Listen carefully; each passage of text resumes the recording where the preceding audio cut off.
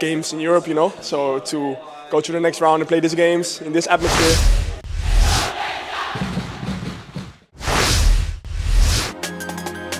Bantu timnya pekuk raksasa Ceko, Saint Patinama makin dekat tampil di UEFA Conference League.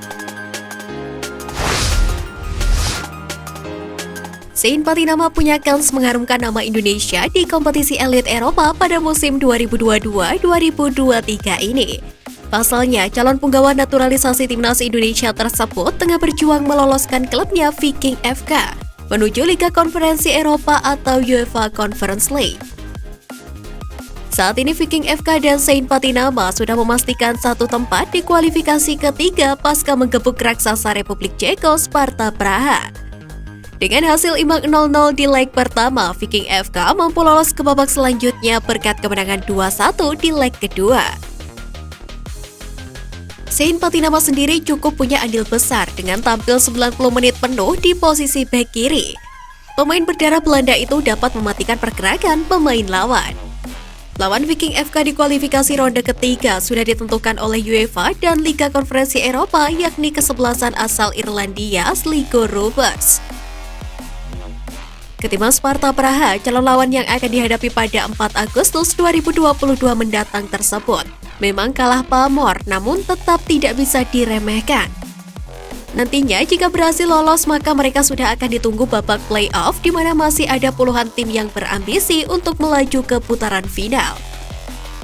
Sebelum ini, belum pernah ada pemain asal Indonesia yang bisa bermain di kompetisi elit antar klub Eropa. Saat ini, Saint Patinama yang tengah menjalani proses naturalisasi tentunya akan menciptakan sejarah tersendiri jika nantinya mampu tampil di kompetisi kasta ketiga Eropa tersebut. Di lain sisi, pengalamannya menghadapi tim-tim besar Eropa akan sangat berguna untuk timnas Indonesia.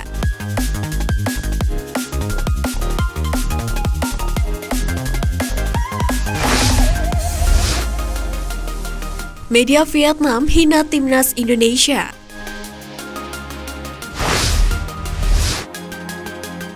Media Vietnam Soha.vn kembali menyindir timnas Indonesia dan PSSI. Dalam beberapa tahun terakhir, Federasi Sepak Bola Asia Tenggara atau AFF memberi kepercayaan kepada Indonesia untuk menjadi tuan rumah turnamen.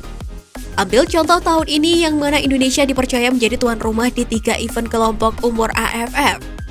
Sebut saja Piala AFF U19, Piala AFF U16, dan Piala AFF U18 Wanita 2022. Alasan AFF menunjuk Indonesia tentu karena antusiasme besar yang dimiliki pecinta sepak bola tanah air. Meski yang bermain hanya tim nasional kelompok umur, belasan ribu penonton bakal memadati stadion. Soha.vn dalam laporannya menyadari antusiasme supporter sepak bola di Indonesia sangat besar. Namun Soha menyayangkan antusiasme besar itu tidak dibarengi dengan prestasi. Indonesia memang sering menjadi tuan rumah, namun prestasi mereka sangatlah buruk. Timnas Indonesia U16 baru sekali juara Piala AFF U16, sedangkan timnas Thailand U16 sudah 3 kali. Tulis Soha. Di Piala AFF U19, timnas Indonesia U19 sudah 9 kali menjadi tuan rumah, namun hanya sekali menjadi juara. Lanjut dari media tersebut. Secara supporter Indonesia memang lebih unggul ketimbang Vietnam dan Thailand saat menjadi tuan rumah Piala AFF kelompok umur. Namun yang paling penting adalah prestasi.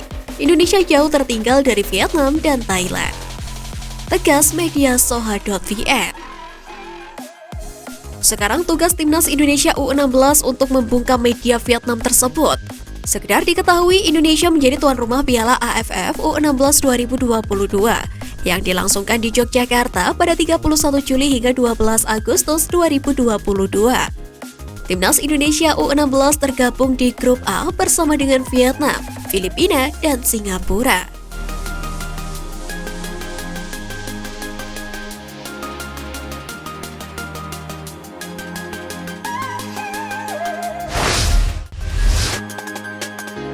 Timnas Indonesia selalu dirugikan, PSSI untungkan timnas Vietnam.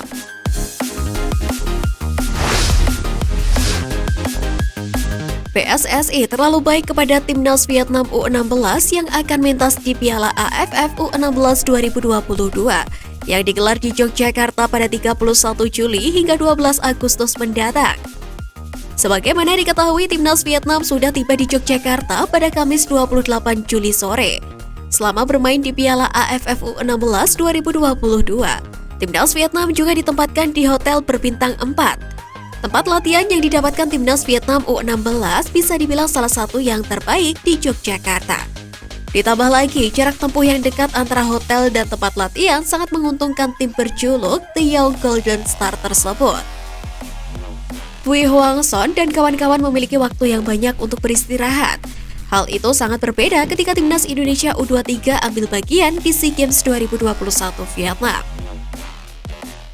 Saat itu, timnas Indonesia U23 berlatih di Stadion Baibang yang terletak di kota Pong Chau, distrik Punin. Kualitas rumput lapangan sangat jauh dari kata baik. Bahkan pemain dan pelatih Sintayong mengkritik kualitas rumput di lapangan. Saat itu, jarak antara lapangan latihan timnas Indonesia U23 ke Stadion Vietri yang merupakan venue pertandingan juga lumayan jauh, yakni 18 km. Bisa dibilang selaku tuan rumah, Indonesia selalu memberikan pelayanan dan fasilitas terbaik kepada kontestan. Namun, timnas Indonesia tidak mendapatkan balasan yang setimpal.